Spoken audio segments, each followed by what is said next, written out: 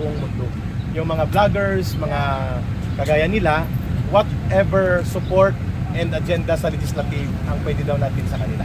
Tinanong yan sa akin kahapon at ngayon sa gusto ko ilantad at ipakita sa inyo para mapakinggan nyo kung ano ang iniisip namin tungkol sa mga new media practitioners kagaya nila. Attorney, may dadagdag lang ako. Linawin lang po natin. Yung mga vloggers ko ay volunteer lang po kami rito. Yes. Volunteer as in. Wala. Literal. At ito ay inorganize on your own. Yes. Yes. Thank you. Thank you sa pag-organize ng gathering na ito. Dalawang sagot lang sa isang tanong na yan. Unang-una, nakarinig ba kayo sa time ngayon kung bakit tahit-tahimik ang traditional media? Except SMNI. Yes. LSFU, guys. Pero sino ang pinaka-maingay at sinong pinaka-matatapang sa panahong kailangan ang tapang? Vloggers. Kayo. Ngayon naghihingi kayo kung anong gagawin natin sa mga vloggers ng mga kailangan nila. Ang tanong ko is, ano ang kailangan niyo?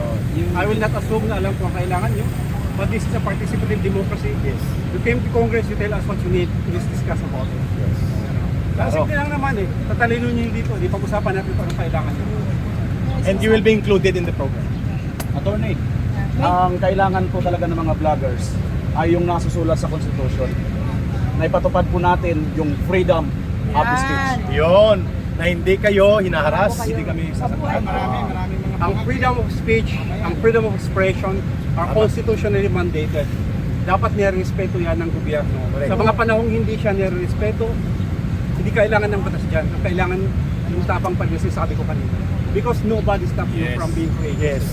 Yung mga ibang traditional mass media, something stopped them from being courageous. Corporate interest yan. So dito syempre kayo nagsimula kayo, ang advocacy niyo is to inform the people of your opinion of what's happening. You are here because you believe in the freedom of the press, the freedom of expression, Yes. and you continue doing that. If you need protection, probably legal protection is something that we can help. Yes. Yon, legal support. Thank you. Palakpakan natin sa attorney, mga kababayan. Ayos, legal support. Ayun. Okay, so nung unang panahon nung unang President Marcos, bakit siya tumagal ng 20 plus years? Kasi wala pang internet noon. So kung sino yung kinontrol niya ang media noon. So sa lahat yan, hindi lumabas yung mga balita. So kami, ako lumaki Marshall Baby ako. Kung ano nang sinabi ng Inquirer, anti-Marcos dati ng Inquirer, so, etc. Walang dami. Kung ano sinabi ng mainstream media, yun yung walaan namin. Pero ngayon, napakaganda. Napakaganda kasi nandyan kayo. Katulad namin, nagkakaintindihan tayo kasi pare-pareho tayo dito. Sino ba may pera dito?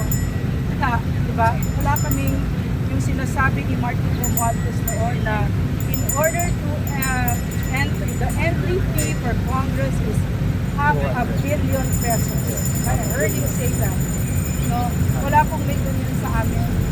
Ang maibibigay lang namin, maibibigay ko lang ay yung track record ko na ako'y nagsilbi ng may integridad at hindi ako nagnakaw sa Pilipino.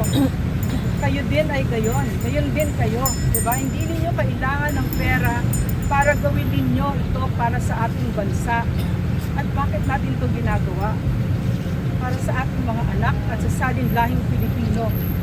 So pag years from now, pagpatay na tayong lahat, our children will look back on this time and they will see na ipinaglaban natin sila. No, at hindi natin kinailangan na bayaran tayo. Yun yung sinasabi ni Atty. Santog, natawa ako dahil sinabi niya, kinikwento niya sa akin, may nag-o-offer ng milyon-milyon para makaupo sa Epanao sa Bayanan. Ang sabi niya, ang hindi nila naiintindihan ay prinsipyo. So yun yung ipinaglalaban natin dito. Napakasarap mamuhay nang meron kang prinsipyo at meron kang pagmamahal sa bayan. So ako'y nagpapasalamat sa inyo kasi kayo na lang talaga ang lumalaban. Kayo yung kailangan ng Pilipinas ngayon. Ang katotohanan ay napaka makapangyarihan. Diyan natin napapagsakan CPP, NPA, NDF nung sinabi natin na ang makabayan block ay CPP, NPA, NDF na dati walang nagsasabi.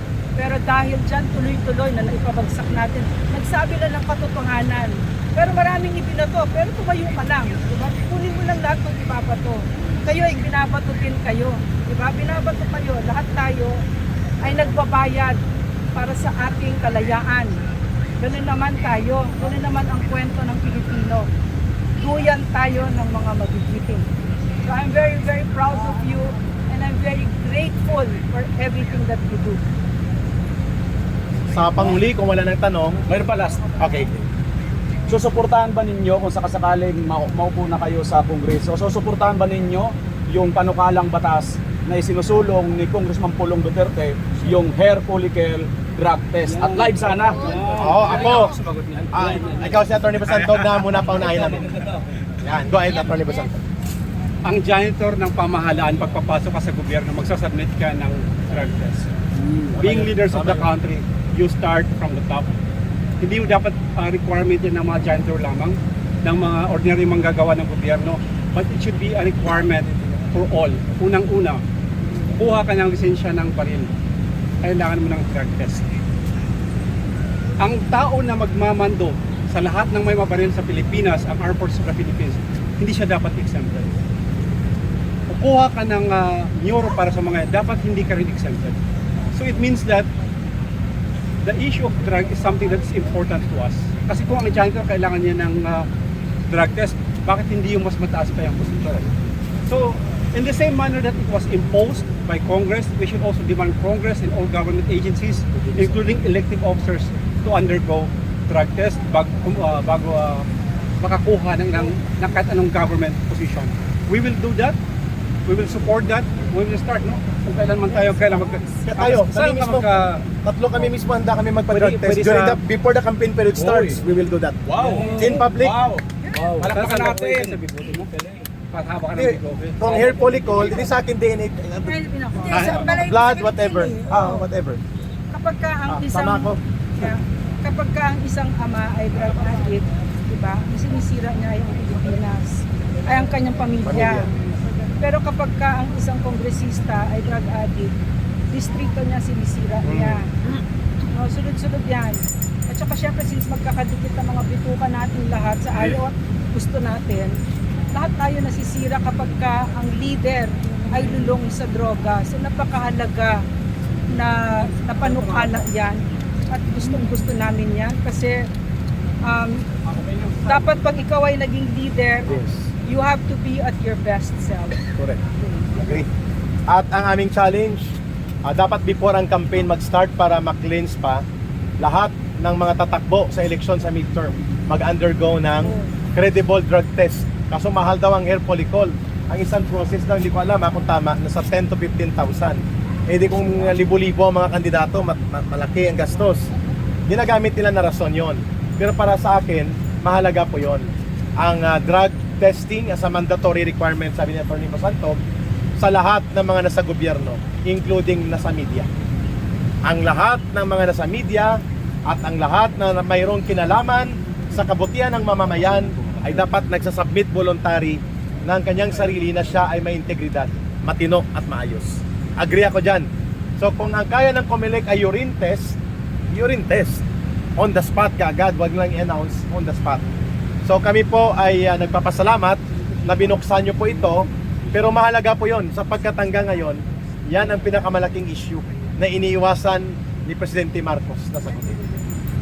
Siya ang pinakamataas na opisyal ng gobyerno, nakasalalay sa kanyang mga kamay ang seguridad ng buong bansa at ng mamamayan.